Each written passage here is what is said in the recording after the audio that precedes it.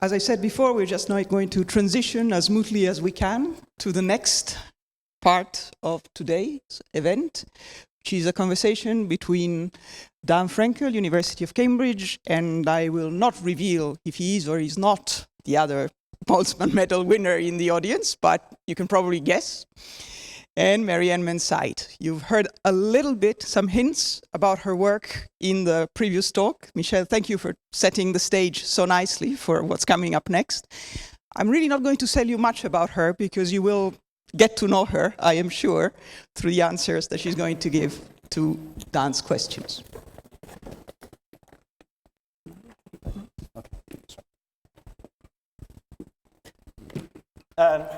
Good afternoon.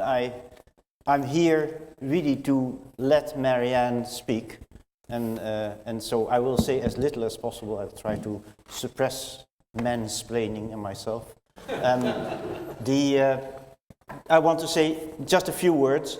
First of all, when I was an undergraduate student, Bernie Older gave a series of lectures in Amsterdam, and this is how I first heard about his work, and I started reading the papers, and then I came across Marianne's name.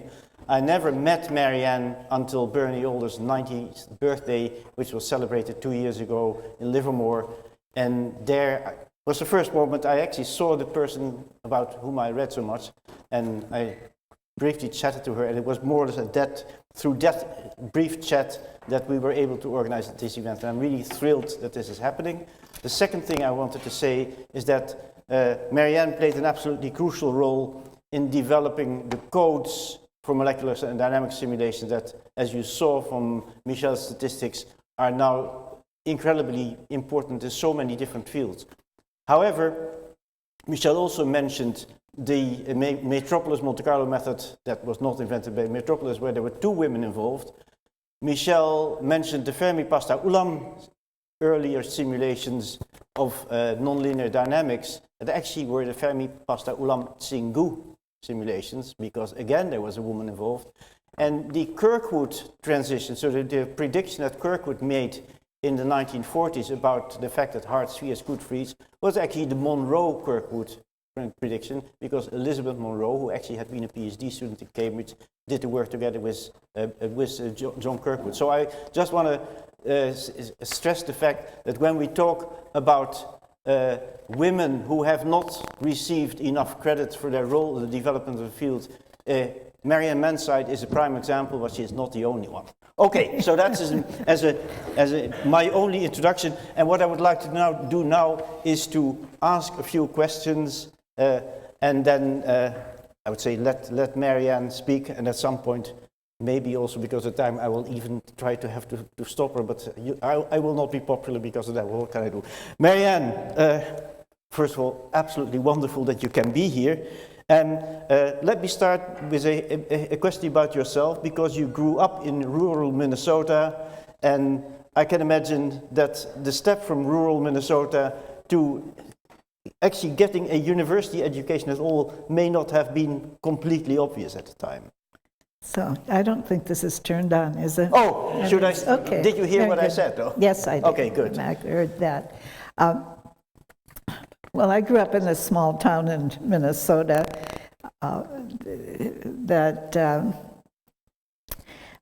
when we graduated from high school, women only had about 3 options that if they wanted to go on to college. One was to be a teacher, one was to be a nurse, and the other one was to go to business school and work in offices. And the most popular choice was a 2-year course to teach elementary school, but I didn't want to do that.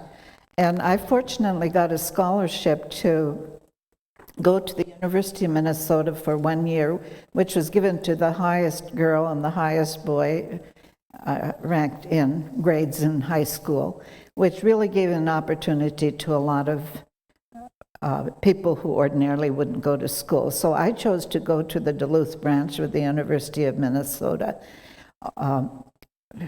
3 of my classmates chose to go through the two-year course to teach high school, my girlfriends, and I knew of 2 boys who went on to school.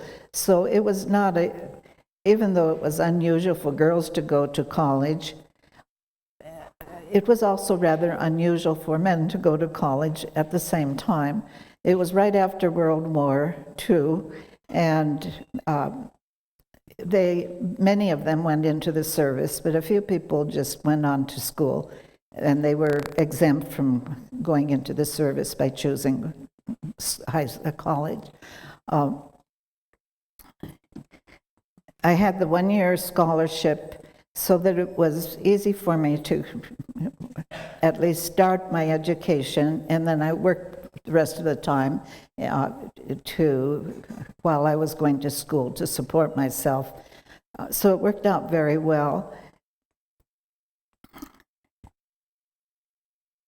I was going to be a math and science teacher, but I found once I went into college, math was really my big love, and I spent most of my time taking every math course they offered me while I was in college.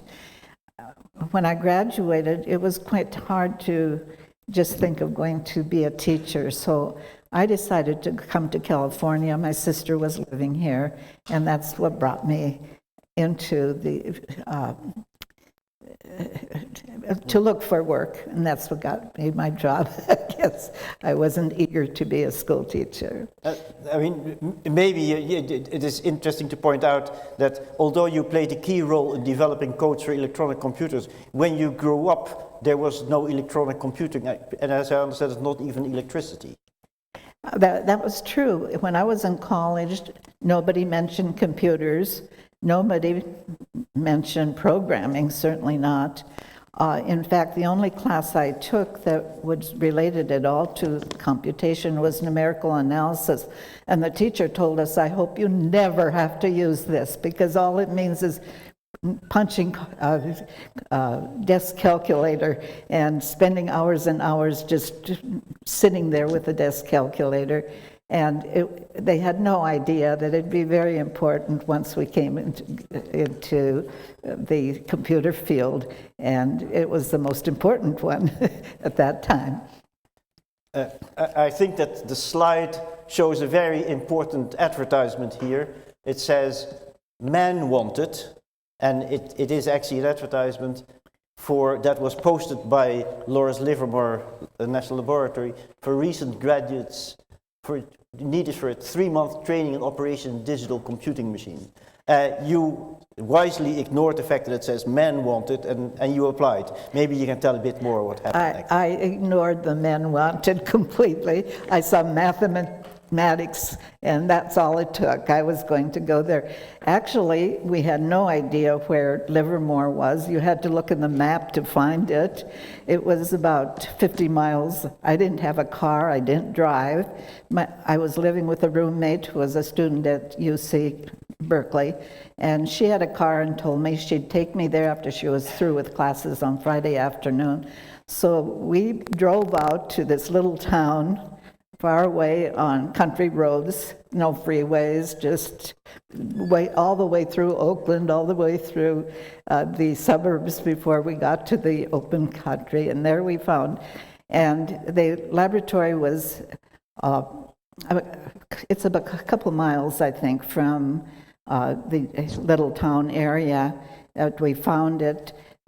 Most of the people had gone home because it was late afternoon on Friday, but there was somebody, the head of the chemistry or the computation department had left already, but his associate came to interview me, and actually was very positive about it. And then I got a letter of acceptance to come to work there after that. So I was working as a chemist at the time, which I did not enjoy very much. So in 1955, then you started at Livermore, and at some point you started also to work with Bernie Older, but not immediately. No, so maybe you can take actually, when I started, I was with a group of 25 men who had, most of them were veterans from the World War II, and I was the only girl and much younger than all of them.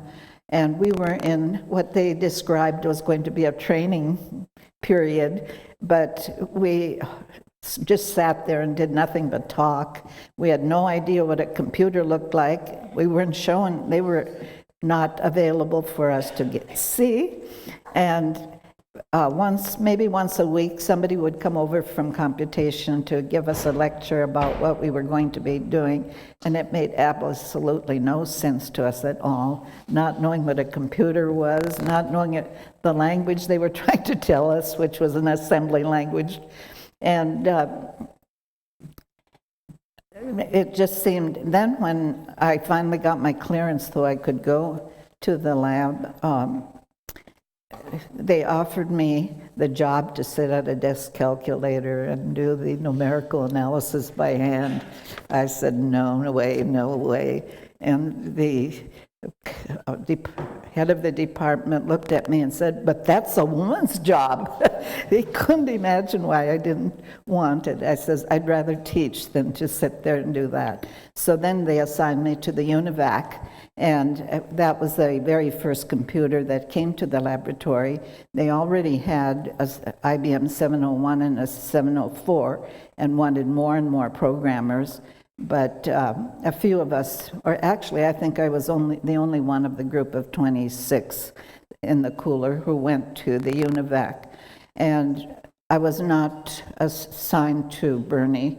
I had another assignment, which was really confusing because I had never been exposed to that. Actually, when I went to see the UNIVAC the very first time, I was in awe. I just couldn't imagine anything as fast as it worked. The tapes were spinning like mad, and there were lights flashing, and it took a whole big room of computers, tapes in the computers. So it was really a exciting and fun time. And I got my first assignment. I remember who the physicist was who I was working for, but I have no idea I can't remember at all what my assignment was. I was given a set of instructions for the UNIVAC, and a piece of paper to write my code on, and said, here, write your code. And our offices at the time were exposed to everybody, so whenever anybody walked by your office, they could see you there. And one of the fellows was nice enough, when he went by, came in and said, you look so confused, can I help you? And he was able to spend time with me and go through the instructions and show that here's the equations you want to code, here's the instructions, and you start out by adding these two numbers together, and essentially gave me a quick course in programming. And it was a simple enough program that I didn't have to really spend too much time trying to figure out what I was trying to calculate.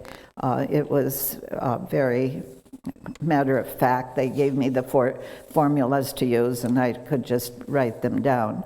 And that was, after that, I just taught myself how to program.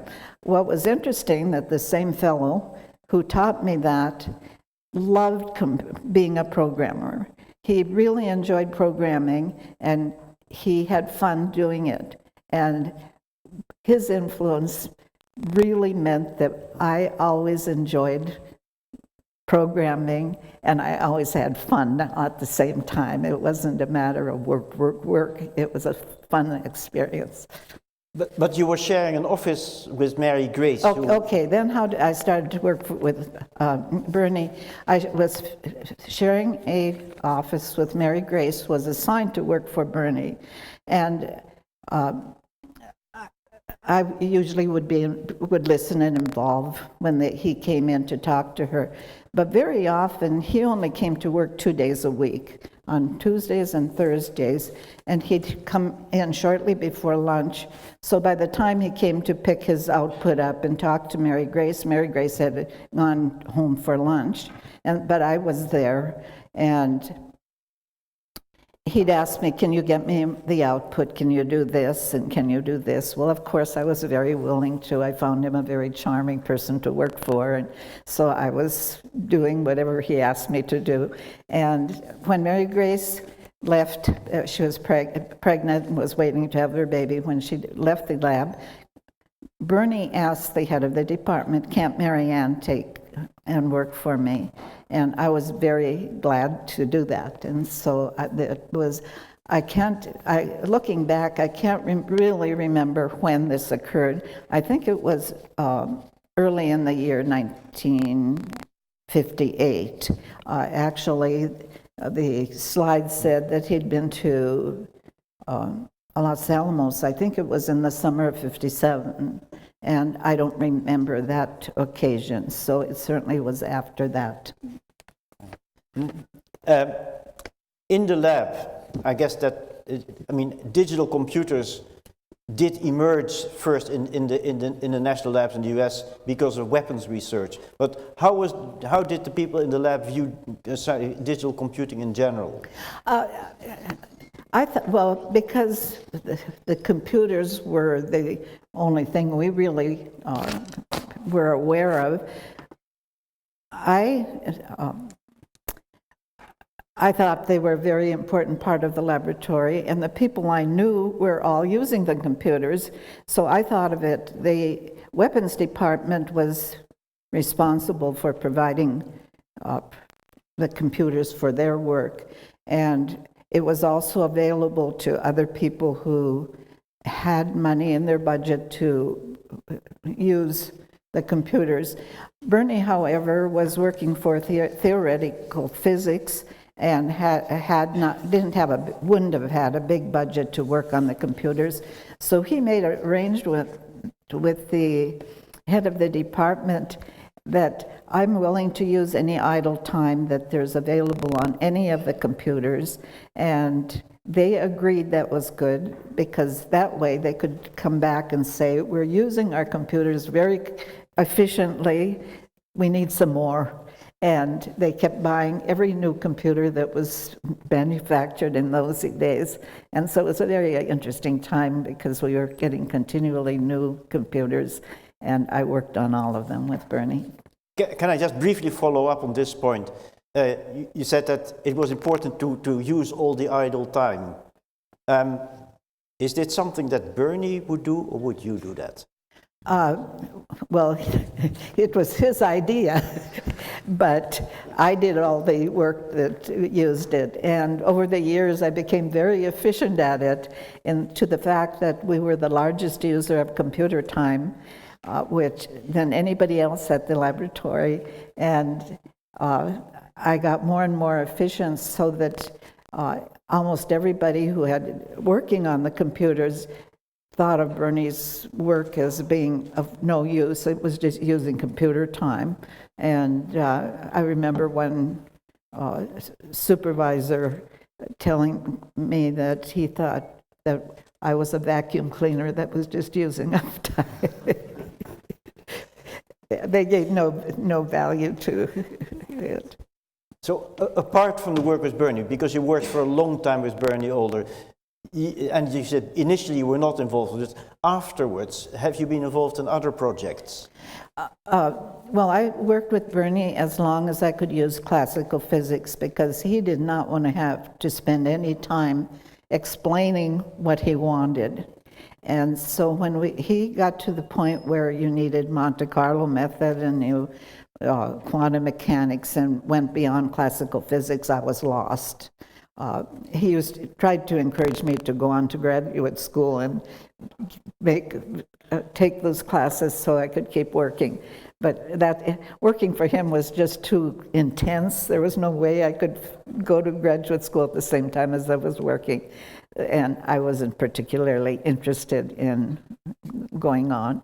So when we reached that point, then I started working for other physicists. At first, I was really exhausted. Working for Bernie was intense. I have to admit that. Also for his students, I understand. What? Also for his students, I understand. Yeah, that's right. And so I didn't really want to take another assignment that was really hard work, so I told him I'd be available to help people who needed help with their programs.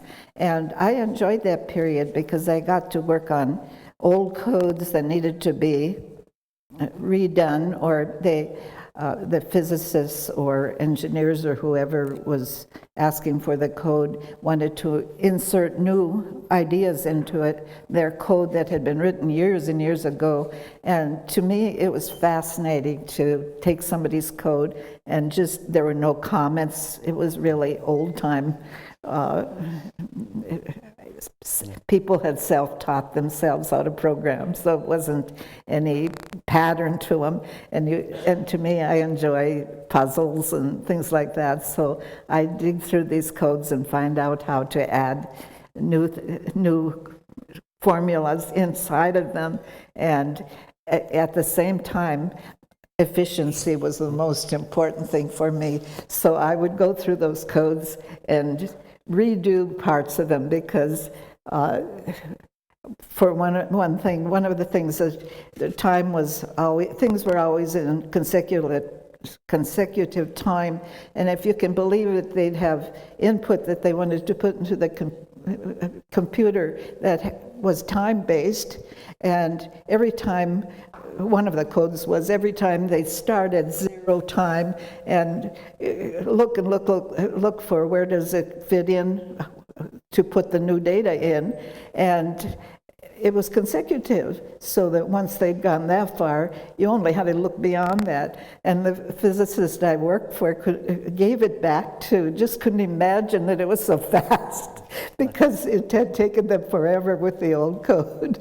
And I had added a significant amount of programming to it, so that it was doing a lot more than it had done before and was very efficient. Can I ask one thing? On this picture, there's Bernie Older, but there's also Tom Wainwright, who he is also. Okay.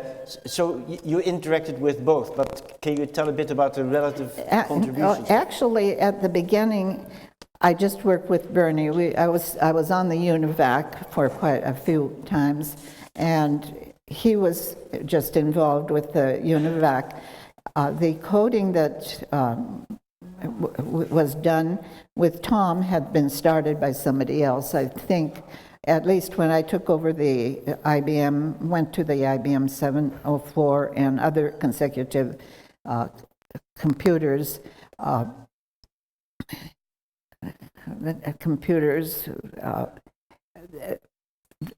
the work had started, and other people were working with Bernie on these what we call the STEP program. The UNIVAC, we called our program APE, which was Approach to Equivalence, which equilibrium approach. And I never figured out what STEP stood for, but we called our program STEP after that. And I think that the first coding I did on the STEP was with Tom. And the way Bernie worked with other people is he would start explain what he was working on with me, but then he'd tell me to go to Tom every day and find out what they wanted to work on, what they wanted to add to the code. And so I worked directly with Tom and he would give me all the input to put in and the changes to make, and I'd bring the output to him. And I never did see the part that Bernie and Tom worked together on. Yes. Once I gave the output to the physicists, I never paid any attention to what happened to it after that. And if you look at the picture of that Tom and Bernie and I are, and you see these big, big stacks of paper. In the early days, programming was so different from what it is today. Paper was everywhere. We used paper to write our codes on. We used paper on the paper cards to punch the input into the computer. And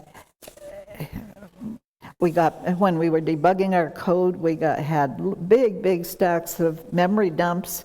Every time we got a bug in the code, we take a memory dump, the whole memory, and sift through it looking for what was wrong. And so paper was the biggest item we had in every phase of our work. And originally we were doing things, writing on paper and pencil, paper cards, and paper output. I enjoy that picture of us all three together because that was what I gave to them when I was giving them output. It would stack up in their office, desk high, and they had to actually get the data from it and dig through it to find out. So Bernie had Tom had hard work to do. But you also worked with other physicists at Livermore, like... Over the years, I did work for Bernie. I don't remember exactly when I started, but it was at least 25 years. It could have been 27 years. And over that period of time, it wasn't just Tom. Summer people would come there and work with them. And people over the years knew physicists were hired that were working in molecular dynamics with Bernie's group, and I would work with them. For instance, Bill Hoover was one of the people who came, I think. He came the year, Bernie spent a year in Israel on a sabbatical, and when Bill first came, Bernie would send me the information and go tell Bill, this is what we want to work on, and then I'd work on that. Bill would give me all the information I needed. There were other physicists who came to work with Bernie, who it was more or less the same thing that I would. Then he had students who would work under him, and they'd want to use the step code, and I'd work with students who were there, summer employees, professors from other colleges would come and spend the summer working with Bernie, and Bernie would assign them to say, she'll do your coding for you if you work with her. And even though they worked with Bernie, I would work exclusively with the visitor. I understand that the only student who actually ever understood your code was, not surprisingly, Charlie Bennett. Yeah, that's right. That was very interesting because he had an interesting problem for one, and is that he just left one of the particles out, and he wanted to see what happened. And I worked with him all summer, all the time, and he only was working on the code. It was his doctorate he was working on, so it was a continual working back and forth, and he learned my code very well. And my code had no comments in it. It was very, I had spent lots of time making it very efficient, so going through it, you didn't know what was going to happen next. I'd store things away in a very convenient place so that you didn't have to go out of memory, a fast memory, to get the next information. So it was not easy to follow. Anybody looking at it would probably kind of throw up their hands, I think. But Charles Bennett was very diligent and worked with me, and he understood it well enough that he did get back east where he was, I don't know if he went to MIT or Harvard or where, but he had it with him, and he could make changes to it, and he did his whole PhD. It was very interesting when he came back to the lab after he got his degree, and he came to talk to me to explain how he had finished it. And at the end of that, he says, "Oh, it's so nice to talk to you." He says, "Most of the time I have to spend all my time explaining what the code does before I can ever tell the results, and all he had to tell me was the results." Right. One thing that is, of course, clear from the slides that Michel showed is that molecular dynamics has had a huge impact and continues to have a huge impact. To what extent were you aware of the impact of the kind of calculations that you were pioneering? You mean as far as Bernie's? Well, what the impact in general was of Bernie's work, or in general of molecular dynamics? I don't think that I really paid any attention to what the results of my coding did. I gave them to Bernie, and he wrote the papers, and I knew that he acknowledged me at the end, but I didn't understand what he was solving, and actually, I never saw the papers, really. Just in the last 2 years, I've been on the internet, and I got a list of them, and I'd read the titles, and they'd be completely meaningless to me. The physics terms were not what I discussed with Bernie, and I'd have to get the dictionary out and find out what some of these words meant. One of the interesting things is, everybody talks about simulation.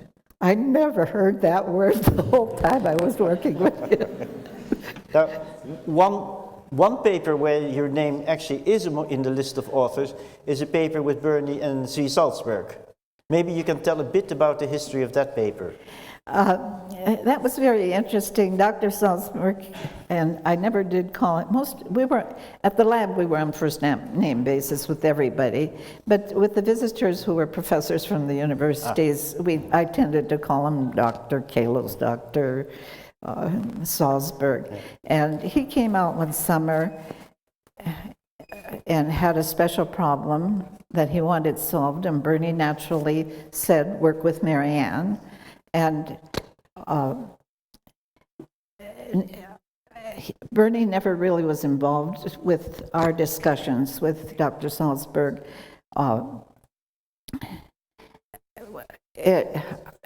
only reason I now know what we did was that I found the paper on the internet, just looking for, I wasn't even looking for it, but my name is as one of the authors, and Bernie had told me that at the time that he would use my name there, but I didn't know the paper had ever been written. I didn't know that it had been published.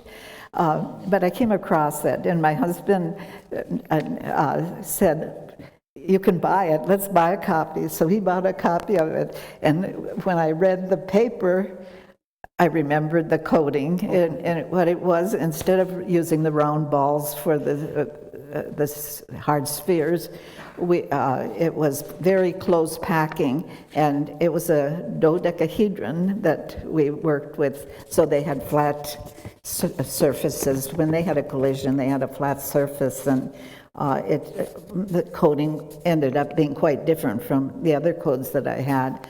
And I'd started it, and I think we had a few runs, but he had told me more or less what he wanted the whole time. He was with me, but summer was over much too soon, and he said he'd come back the next summer to work on it. So I just put the coding aside and left it as it was. And the next year he was going to come during the summer. He was in a car accident and was killed. And there we were with this code. And Bernie was interested enough with the code that he wanted it finished. And he told me if I would write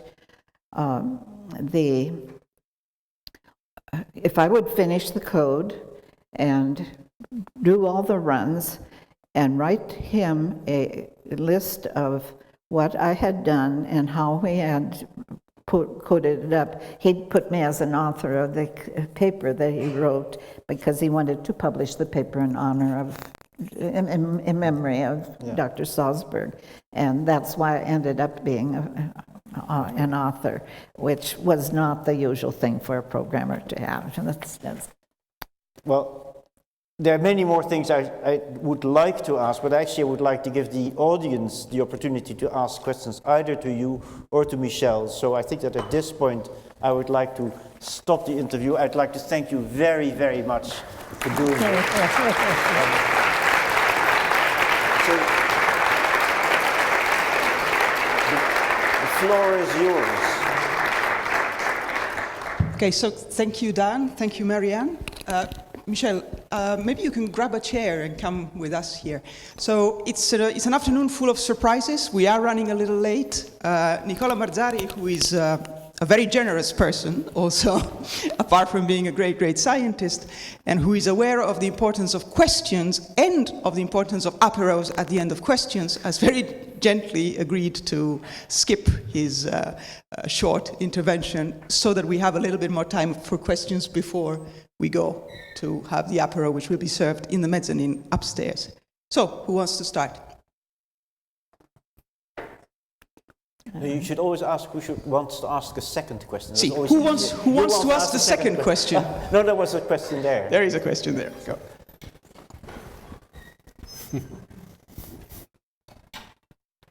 Thank you. On? Can you hear me? Thank you very much for this inspiring conversation. I wanted to ask if you had the chance to, all this knowledge that you acquired about coding, if you had the chance to give this on to younger people, if you were also like in the education of people at the institute, maybe. Can you repeat it to me? If you were able to pass on all your knowledge about coding to younger people, the people at the lab. I mean, is that more or less your question? I summarize now very briefly. Yes? I still... Oh, you still didn't I'm hear. sorry.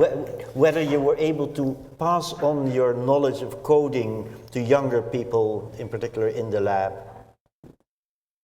Like whether you were able to Could train, you teach train anybody younger people about your code? your coding technique. Was I able to what? Teach Teach coding. Teach. about your Coding. code. Actually, I always was concentrated so much on just my work, and I was not. I don't know how to answer that really.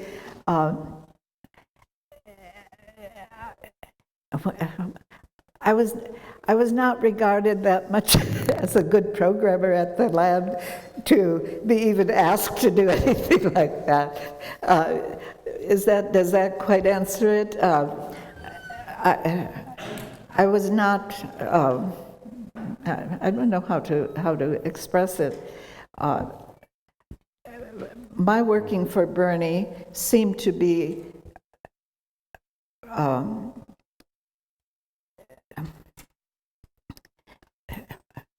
Not part of the general. It was not the main So activity. you have to remember that Livermore was a weapon It's design. a weapons. It's a place where they used to design weapons. So the core activity there was that. And what she was doing with Bernie was sort of a semi-hidden type of thing that nobody was really very... I was using the idle time, and I had taught myself how to program, so that I was not doing what, after the, I'd say, let's see, in the 1960s, the computer scientists, and we really differentiated those days between being a programmer and a computer scientist. We wanted to be called computer scientists. That was our official thing. And all of the new hires had master's degrees in computer science that they had been taught at college and university levels, and they looked down on our own on us who had written our own programs with no comments, no nothing, did not follow procedures, did not use what they had been taught at the university good programming was, and so we were not asked to help other people at all. It was, I will say at the lab, though, where I worked, every time a new computer came, we did have classes in the new computer, and there were people who did help and start people to learn each new machine. One thing I enjoyed at the lab, I think, and one of the experiences I had, which was which was really rich, was that we got a new computer about every 2, 3, 4, 5 years over the long period of time, and I had all this experience on so many different computers, always learning what this new computer could do, which previous computers couldn't do. And so just working up there was a learning experience. That's much more than you wanted. So we have another question over there. Yeah, I was wondering. Louder. Yeah, I was wondering, what is the piece of code you're the most proud of, and why? Which one I was most proud of? Which piece of code? Which color? Being efficient. You don't have a particular program where you say that's really Well, made a big difference? That insight or? Well, I worked for Bernie on STEP for 25 years, and so I knew the code in and out, and it just got so that I made it concise, very efficient, using each computer to its maximum. And because I was getting idle time, the idle time was sharing with at the end was sharing with other people who were running at the same time. And when they had to wait for a tape to be read or I would be able to go in and use any time they weren't using. So in that sense, I felt like I was really doing a good job. Does that answer the question? I don't know. There is another question.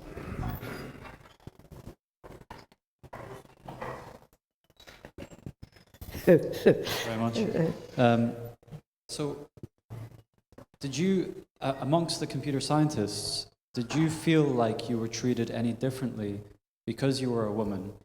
For example, did the question ever arise of this, you know, if you hadn't ignored this thing about men only applying, you wouldn't even have been there? I would say that never was I treated as being a woman with the people I worked with, my co-workers. However, it was the supervisors, the people in computation who were ranking us, who were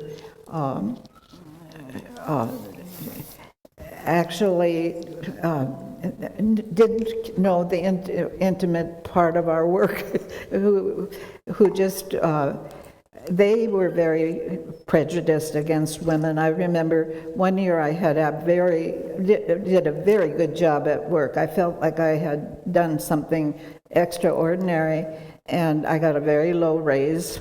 And I went to my group leader and asked him why, and he told me, "Be glad you got $25. I had to give a zero raise to somebody."